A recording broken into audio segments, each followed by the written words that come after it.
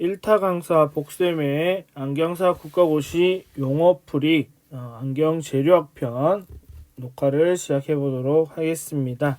자, 우리가 안경 재료학이라는 과목을 공부하다 보면 이게 아무래도 소재에 관한 부분이다 보니까 우리가 좀 생소한 단어들이 용어들이 많이 나오게 되는데, 모든 용어들을 다 할 수는 없지만 그래도 자주 등장하고 우리가 많이 헷갈릴 수 있는 부분들을 좀 간단하게 정리해 볼 텐데요. 물론 여기에는 빠진 부분도 있을 수 있고, 그리고 제가 나름대로 정리해서 설명하는 거다 보니까 설명이 조금 빠진 부분이 있을 수도 있겠지만, 그래도 우리가 안경 재료와 안경사 국가고시 준비하는 부분에서는 요 정도만이라도 알고 계신다면 크게 어려움이 없지 않을까라고 생각을 해서 이렇게 하나를 녹화를 해보게 되었습니다. 그러면 시작해 보도록 하겠습니다.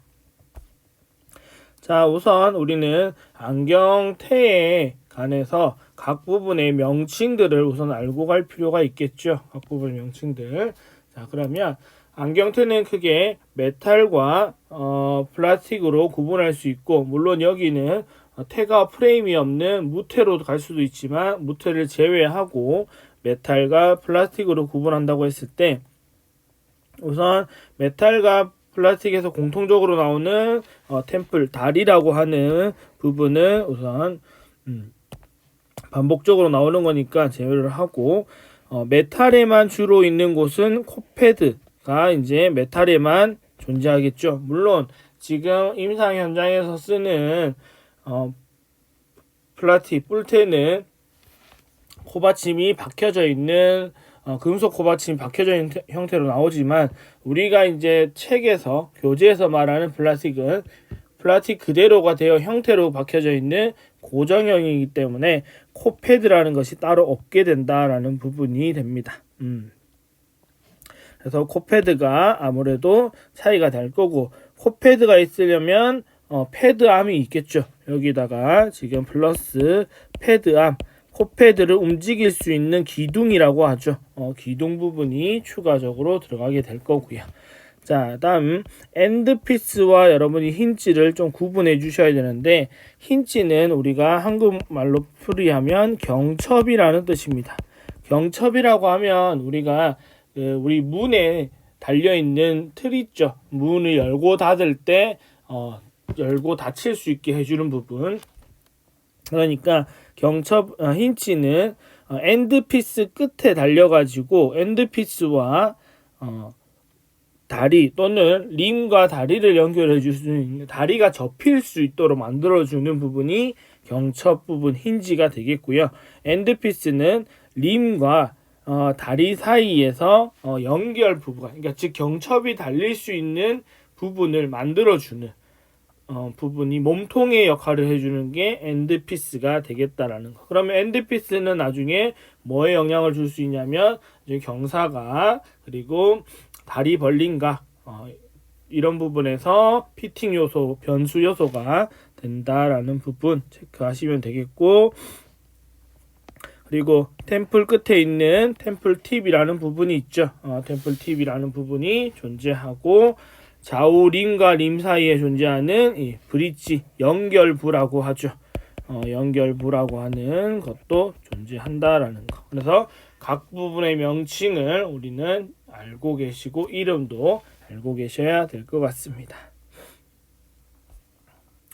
자, 그리고 이번에는 열 가소성이라고 볼 텐데요. 우리는 플라스틱 테나 렌즈를 공부하시다 보면 열 가소성 또는 열 경화성이라는 단어를 듣게 될 텐데, 열 가소성이란 말은 열을 가하면 과소의 성질을 가지고 있다라는 건데, 고온으로 가열하면 가소성을 띠게 되어 소성 변형이 나타난다. 소성 변형이란 말은 뒤에 나오겠지만 형태가 변하게 된다라는 뜻이라고 생각하시면 되겠고요.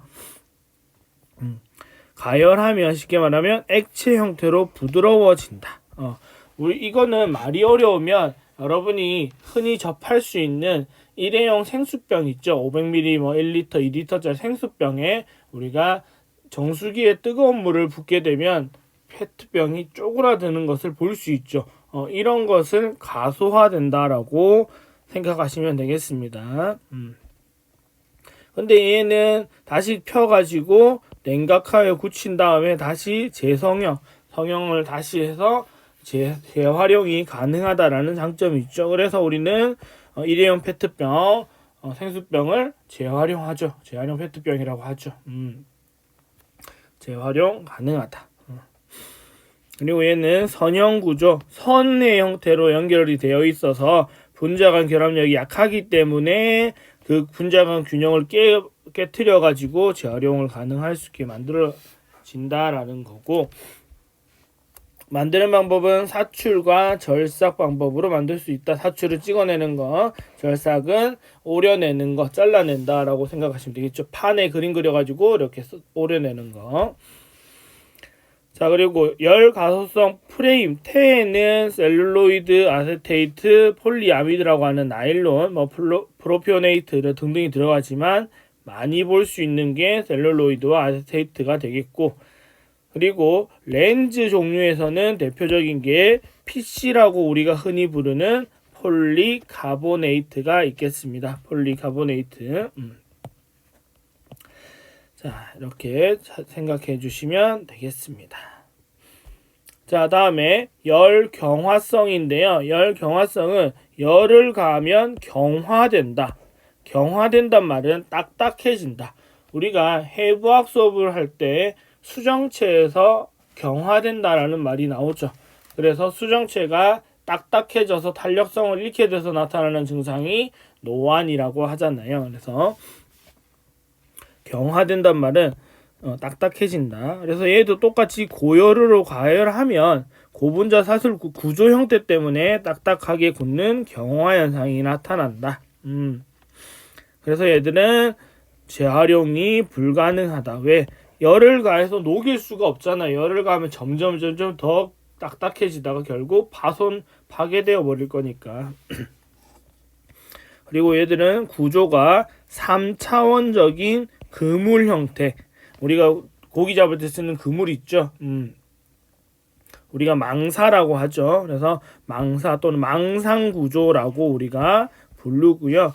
이렇게 형태로 오른쪽 그림에 있는 이런 형태로 겹겹이 꼬여 있기 때문에 열을 가하면 그 결합이 더 강해집니다. 그러니까 약해지는 게 아니고 더 딱딱해지게 되는 거고, 주입성형 또는 주형중합법의 방법으로 만든다. 주입성형 주형중합법 표현하기에 따라서 조금 다를 수 있는데, 얘들이 기억이 안 난다라고 하면 여러분이 일상에서 볼 수 있는 예 중에는 붕어빵 만드는 작업이 대표적인 예를 들 수 있는 주입성형의 방법입니다. 위에 틀, 아래 틀, 위에 틀을 만들어 놓고 가운데다가 형태를 만들어낼 모노머, 밀가루를 반죽을 집어넣어서 붕어빵을 찍어내잖아요. 마찬가지입니다. 얘들도 렌즈 형태를 만들어 놓고 그 내부에 렌즈를 구성할 수 있는 모노머를 넣은 다음에 주입을 해서 찍어낸다. 이렇게 생각하시면 되겠네요. 주입을 해서 성형을 한다. 주형 틀을 이용해서 중합 과정을 거쳐서 만든다. 중합이라고 하면 열을 이용을 해서 형태를 만들어낸다. 자, 열 경화성에 포함되는 프레임 태에는 대표적인 게 에폭시 소재로 만든 옵틸테가 있죠. 자, 기억하실 건 에폭시는 소재명이고요. 옵틸은 상품명입니다. 그러니까 에폭시 소재로 만들어낸 안경테의 상품명이 옵틸이란 거죠. 그러니까 이렇게 되면 소재명은 1교시 이론 부분에 나오기가 쉽고 상품명은 3교시에 나오기가 좋겠죠. 그러면 동일한 문제가 1교시, 3교시 이렇게 이름만 바뀌어서 나올 수도 있다라는 거 생각하시고, 그 다음에 렌즈에서는 CR39라고 하는, 우리가 안경을 해서 많이 쓰는 그냥 CR 렌즈라고 부르죠. 이 렌즈가 있겠고요. 얘들은 소재명으로는 ADC 렌즈, 얘가 소재명이고요. 아그릴, 디그릴콜, 이렇게 그 카보네이트 이런 식으로 되어 있는 ADC. 얘는 CR39는 상품명입니다. 그래서 우리가 CR 렌즈라고 부르죠.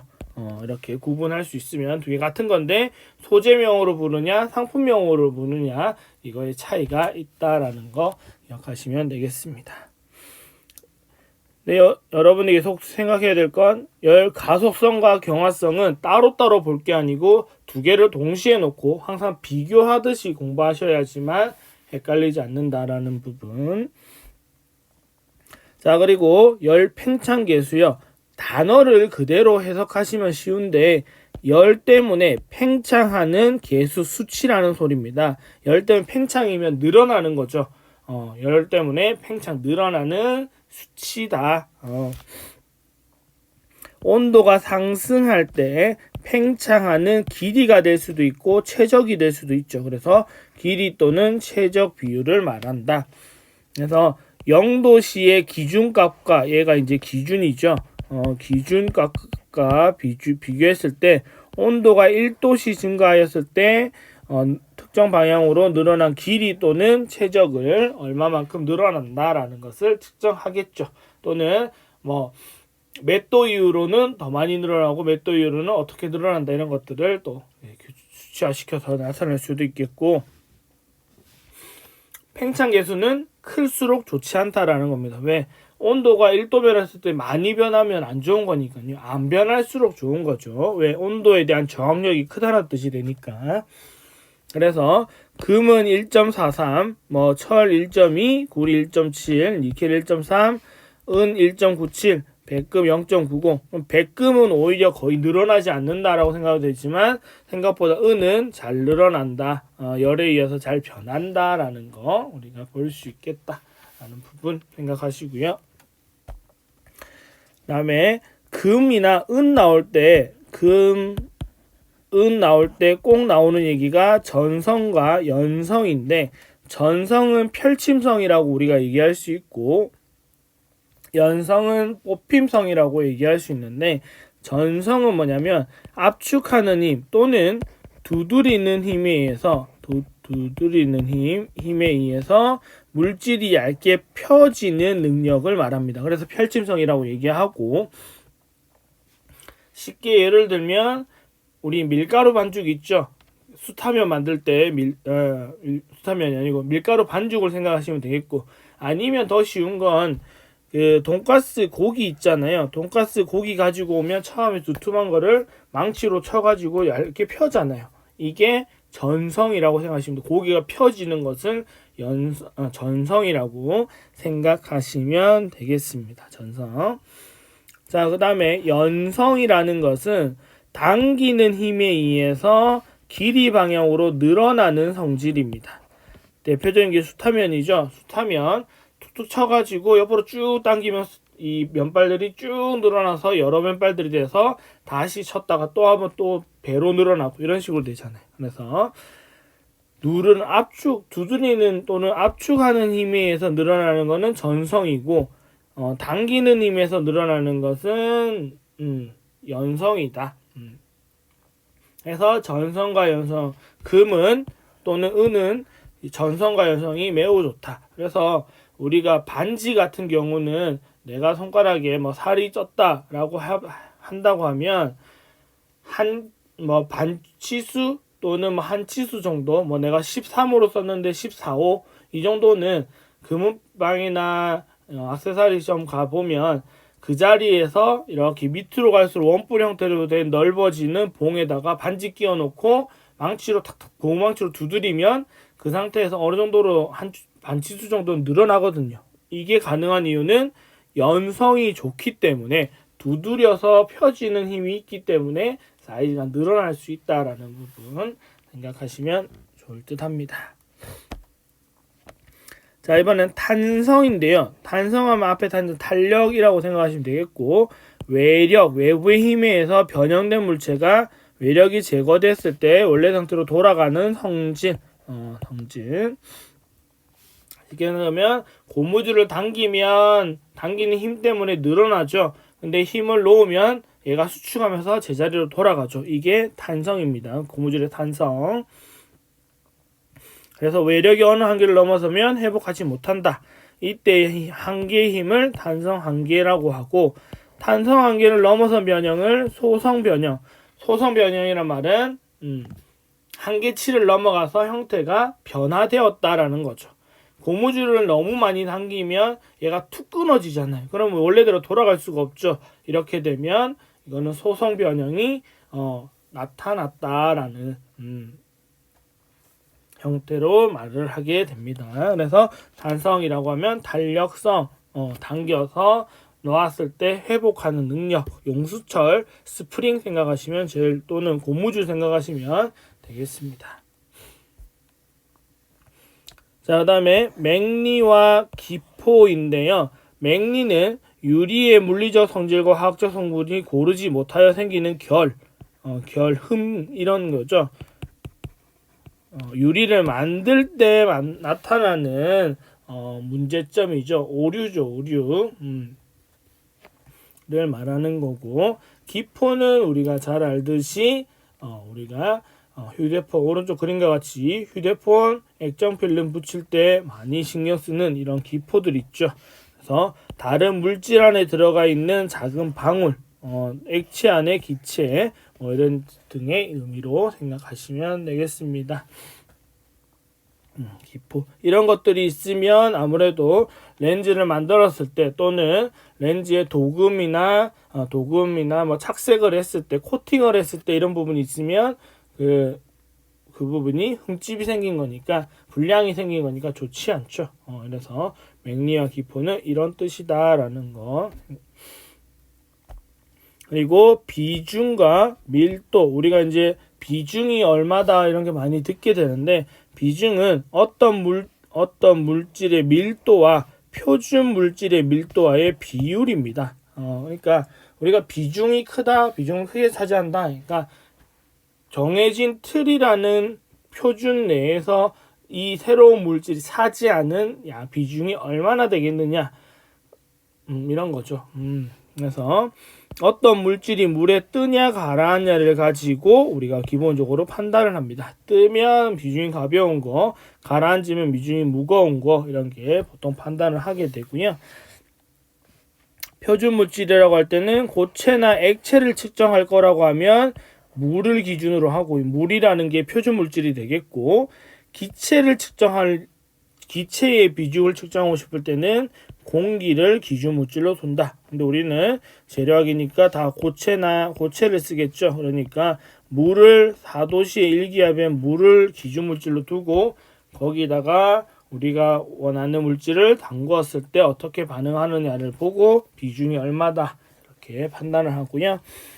경금속, 가벼운 금속이라고 기준을 잡을 때는 비중이 4.0 이하일 때를 말하고, 중금속, 무거운 쪽으로 포함시키는 것들은 비중이 4.0 이상이 되는 경우들입니다. 그래서 우리가 안경테로 많이 볼 수 있는 금속들은 대부분 경금속에 속하죠. 티타늄 같은 경우는 3.17 정도 되고요.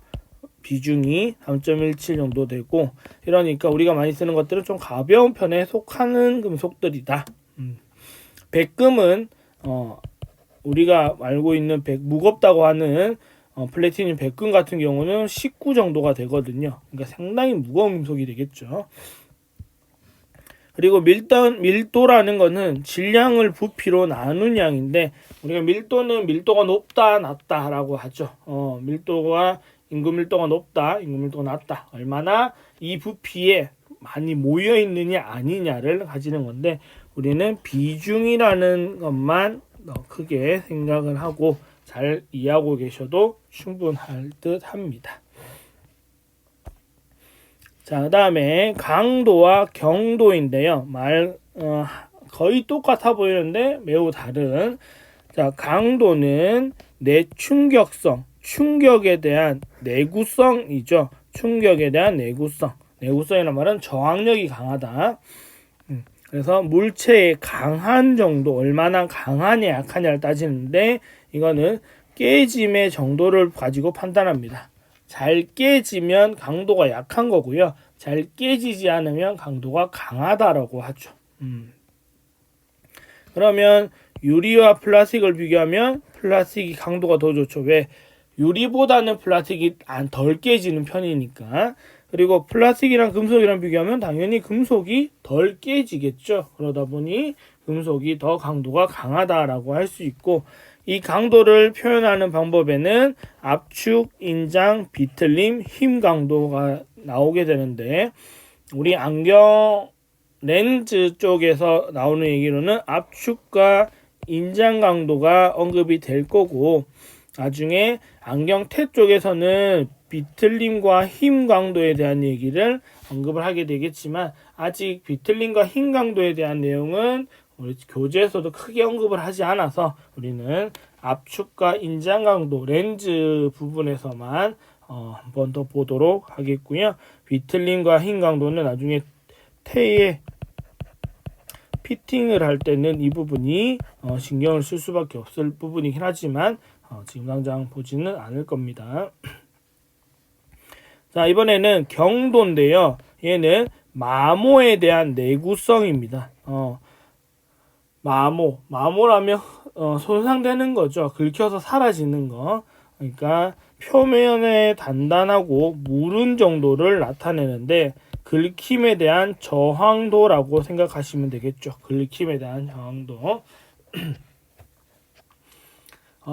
우리 버터나 치즈 같은 경우는 쉽게 긁히죠. 이런 것들은 경도가 낮다라고 할 수밖에 없는 거니까. 이렇게 보면 유리와 플라스틱 비교하면 유리가 플라스틱보다는 훨씬 흠집이 덜 나고 튼튼하죠. 그러니까 경도는 유리가 더 크다. 금속이 플라스틱보다 경도가 더 크다. 그래서 강도는 플라스틱이 유리보다 크고 경도는 유리가 플라스틱보다 크다. 이렇게 돼 있기 때문에 서로 많이 헷갈릴 수가 있어요. 헷갈리지 말고 꼭 구분하셔야 됩니다. 그래서 우리는 나중에 배우면 강도를 커버하기 위해서 강화를 하고요. 그래서 우리가 휴대폰에 강화 필름을 붙이는 것처럼 깨지지 말라고 붙이는 거잖아요. 물론 흠집도 있겠지만 깨지지 말라고 붙이는 게 강화유리, 강화를 해주고, 경도를 보완해주기 위해서 뭐냐면 내부 흠집이 나지 말라고 해주는 게 뭐냐면 코팅이죠. 안경렌즈도 코팅하고 차량도 여러분이 코팅을 해주잖아요. 왁스 같은 걸로 이런 걸로 보면 적용해 보시면 이해하기가 편하실 것 같습니다. 이제 압축과 인장 응력인데요. 응집된 힘이라는 얘기고, 압축 누르는 힘, 인장 당기는 힘. 그래서 인장은 재료를 잡아당겼을 때 생기는 저항력. 아까 그러면 얘기할 때 이 녀석은 연성과 비슷한 느낌이죠. 연성과 비슷한 느낌. 내부에 작용하는 힘이라고 생각하시면 되겠고요. 대표적인 게 고무줄이죠. 이렇게 쭉 당겼을 때 얼마만큼 버티느냐. 자, 인장응력 같은 건 실제로 콘택트 렌즈에서도 측정을 하고요. 콘택트 렌즈에서 인장응력을 측정해서 보통 표현하는 얘기가 모듈러스라는 부분으로 표현을 많이 하게 됩니다. 그리고 압축응력, 컴프레시브라고 되어 있는데, 컴프레스라는 게 누르다라는 뜻이 되고, 누르는 힘 또는 압축에 대한 단면에 발생하는 내부 저항력이고, 표면에 내부에서 보통 힘이 발생하지만 주로 표면에, 왜 내부를 누를 수 없고 표면을 누르는 거잖아요. 그래서 표면에 작용하는 힘이라고 보셔도 될 것 같습니다. 대표적인 게 스프링이죠. 스프링 눌러놔도 다시 회복하잖아요. 이런 것처럼 압축 응력은 누르는 힘에 대한 저항이다. 인장은 당기는 거, 압축은 누르는 거 두 개 구분해 주시면 되겠습니다. 그 다음에 내열성. 이거는 지금 여러분들이 다 이제 단어만 읽으시면 돼요. 열에 대한 내구성, 즉 온도에 대해서 견디는 성질을 내열성. 그다음에 난연성은 연소에 대해서 난해한 성질. 연소란 말은 불에 탄다는 뜻입니다. 타는 거에 대해서 난해하다라는 말은 타는 쪽 입장에서는 난해하다 말이 곤란하다는 거잖아요. 그러면 불에 잘 타지 않는 성질을 우리가 난연성이라고 하고요. 그러면 불에 잘 타는 성질을 이연성이라고 하죠. 그러면 이연성은 나중에 여러분이 셀룰로이드에서 듣게 될 거고, 난연성은 아세테이트에서 듣게 될 겁니다. 여기서 듣게 될 거니까 이거 두 개는 서로 성질이 상반되어 있다. 다음에 내용제성, 용제에 대한 내구성이 크다. 도막이 용제에 잠겨도 변하지 않는 성질. 도막이라고 하면 우리 이제 코팅된 조그만 물질, 도막이라고 물질이라고 생각하시면 되겠고, 용제라는 말은 용제를 영어로 검색하면 솔벤트라고 되어 있는데, 솔벤트는 무언가를 희석시키거나 녹일 때 쓰는 물질입니다. 우리가 자동차 정비하는 곳에도 보면 솔벤트라고 하면 기름때를 녹이거나 윤활제를 녹이거나 구리스를 녹이거나 세척하거나 이럴 때 쓰거든요. 그러니까 그런 부분에도 잠겨도 변하지 않는다. 그런 부식이나 녹일 수 있는 물질에 담겨도 변하지 않는 성질. 그럼 뭐 얘들은 보통 금속에서 나오겠죠. 금속태에서 이야기가 나올 거고, 부식에 대한 저항성, 내식성이라고 얘기하는 쪽도 있겠고, 얘도 마찬가지로 금속태에서 나올 겁니다. 부식이란 말은 녹쓴다라는 거잖아요. 그래서 녹이 안 쓰는 성질, 녹이 얼마나 견딜 수 있는지를 측정하는 테스트하는 성질이라고 생각하시면 되겠네요. 부식이 잘 되면 안 좋죠. 그러니까. 그리고 녹이라고 하면 대표적으로 여러분들이 기억해야 될 금속이 구리죠. 구리는 녹이 잘 슬기로 유명한 제품이니까. 그리고 이 내식성을 또는 내부식성을 검사하는 게 있죠. 얘가 가능한지 아닌지 검사하는 방법이 염수 분무시험이라고 해서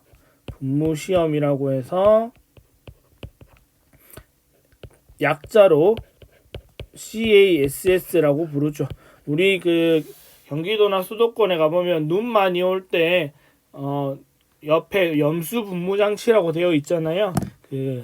그래서 눈을 녹여주죠. 얼지 말라고. 근데 염수가 만약에 차 하단부에 붙었다라고 하면 빨리 세차를 하는 것이 좋습니다. 걔가 차 내부의 금속에 오래 붙어 있게 되면 부식을 일으킬 수 있기 때문에 부분을 빨리 제거해 주는 게 좋다라는 거. 그다음에 그 가소제요. 얘는 열 가소성 수지 만들 때 많이 나오게 될 텐데, 물질의 점성을 줄이거나 소성을 줄이는 첨가제. 말은 어려운데 그냥 이해를 기억할게요. 가공성을 증가, 그러니까 형태가 잘 만들어질 수 있도록 만들어주고, 아니면 얘를 유연성 또는 탄력성을 위해서 넣어주는 물질을 우리가 가소제라고 하고, 대표적인 게 장내죠. 장내는 셀룰로이드를 만들 때 넣어주는 가소제가 되겠습니다. 가소제 종류. 가소제가 뭐 하는 건지 생각하시면 되겠고, 성형성 또는 가공성. 성형이란 말은 새롭게 뭔가를 만들어낸다라는 거죠. 그래서 균열을 일으킬 일 없이 형상을 새롭게 꾸밀 수 있는 정도를 말하고, 가공성은, 그러니까 성형성이란 말은 가공해 놓은 거를 추후에 모양을 바꾼다라는 얘기가 되고, 가공성은 처음에 원료나 재료가 새로운 제품으로 만들어지는 성질이고, 이거를 원래 물질의 균형이 틀어지지 않는 한계 내에서 수정하는 건 성형이라고 생각하시면 되겠습니다. 그래서 가공성은 처음부터 만들어낼 때에 얼마나 성질이 가공을 잘 할 수 있는지, 형태를 다양하게 만들어낼 수 있는지 이런 것들을 측정하는 게 되겠습니다. 자, 그 다음에 납땜, 땜납, 융제 이런 말이 나오게 되는데, 납땜은 오른쪽의 그림과 같이 이러한 일련의 과정 전체를 납땜이라고 합니다. 우리가 그냥 쉽게 말하면 얘랑 비슷한 용어로는 용접이죠. 용접한다, 납땜한다. 그러니까 조금 온도나 쓰는 물질 이런 것들이 하는 부위 이런 부분이 달라서 그렇지 하는 작업은 비슷하잖아요. 뭔가를 붙이려고 연결하려고 하는 작업이다라는 거. 그래서 땜납은 금속을 접합하는 과정을 우리가 납땜이라고 하고요. 그리고 땜납이라는 건 땜에 쓰는 납이라는 겁니다. 그러니까 납땜 과정에서 쓰는 납이라는 건데, 얘는 여기 지금 그림에 있는 요 봉 있죠, 얇은 봉. 얘가 땜납인데, 납땜 과정에 사용되는 물질, 그냥 쉽게 설명하면 접착제 역할을 하는 거죠. 얘가 녹으면서 이 두 개 사이에서 녹아들면서 위아래가 붙을 수 있게 만들어주는 접착제 역할을 하는 게 땜납이 되겠고요. 그러면 융제는 뭐냐면 땜납 과정에서 금속 표면에 바르는 액체 또는 가루인데, 이 금속과 금속이 열을 가하면 여기 그름이 생기잖아요. 이 금속이 열을 받아서 손상되지 않도록 주변을 감싸는 보호막이라고 생각하시면 되겠습니다. 그래서 보호막을 발라가지고 그 보호막이 먼저 열을 받아서 녹으면서 땜납이 녹으면서 같이, 보호막과 땜납이 같이 녹으면서 붙어 들어가는 거예요. 그러면 위아래 금속이 그것들을 이용해서 붙게 되는 거죠. 그래야지만 금속이, 모재라고 하는 금속이 손상되지 않고 잘 붙을 수 있게 된다라는 거 기억하시면 되겠고, 자, 마지막 금속대 표면 처리 방법은 금장, 금도금, 이온도금이 있는데, 이거는 여러분 공부하시다가 이제 추후로 공부하시면 되겠고, 금장은 금박층을 입히는 거, 금도금은 금도금을 하는 거, 표기도 다 다르게 아셔야 되고, 다음에 이온도금은 금을 사용하지는 않지만 금색 피막을 얻을 수 있고, 초경질 피막, 가장 얇고 튼튼한 피막을 만들 수 있다. 그래서 여러분 공부하실 때는 이렇게 두 개 비교하셔야 되고, 밑에 거 두 개 비교하셔서 공부하셔야 됩니다. 이렇게 차이를 물어볼 거고, 골드 필드라고 해서 안쪽에 여기가 소지금속, 주변에 금. 자, 골드 플레이트라고 하면 금도금이죠. 금도금은 여기가 소지금속이 크고요. 소지금속 주변에, 소지금속에다가 도금액에다가 얘를 담궈가지고 이렇게 막이 쌓이도록 해주는 거고, 금장은 이만큼의 된 박층, 박층이라는 게 얇은 거잖아요. 그러니까 이만큼에 된 금을 얇게 잘라가지고 소지금속 뒤에 위에 돌돌돌 말듯이 붙이는 겁니다. 붙이는 형태니까 아무래도 이쪽이 금장이 훨씬 금이 많이 들어갈 수밖에 없죠. 그래서 이렇게 비교해서 공부하시고 단어가 어떤 뜻인지 아시면 좋을 듯 합니다. 그래서 제가 어쩌 30분이 넘어버렸는데 이렇게 공부하면서, 저도 공부하면서 많이 헷갈렸던 단어들을 이제 좀 정리해 봤고요. 혹시 공부하시는데 도움이 됐으면 좋겠다는 생각을 하고, 그리고 제 유튜브 많이 구독, 좋아요 눌러주시면 감사하겠고요. 혹시 주변에 같이 공부하시는 분들이 있으면 추천해 주셔도 좋습니다. 그리고 댓글로 질문 남기기 힘들다, 또는 여러 자료나 함께 공부하는 사람들과 대화를 나누고 싶다라고 하면 여기 카카오톡 오픈톡방에 안경사 국가고시 공부방을 검색하시면 지금 한 35분에서 40명 정도가 들어와 있거든요. 여기 함께 정보 공유도 하고 질문했을 때 서로 답변도 하고 이러면서 함께 합격의 길을 걸을 수 있는 분들이 친구분들이 많으니까 함께 해주시면 좋겠습니다. 이렇게 해서 오늘의 용어에 관한 설명 영상은 여기까지 하고 마치도록 하겠습니다. 감사합니다.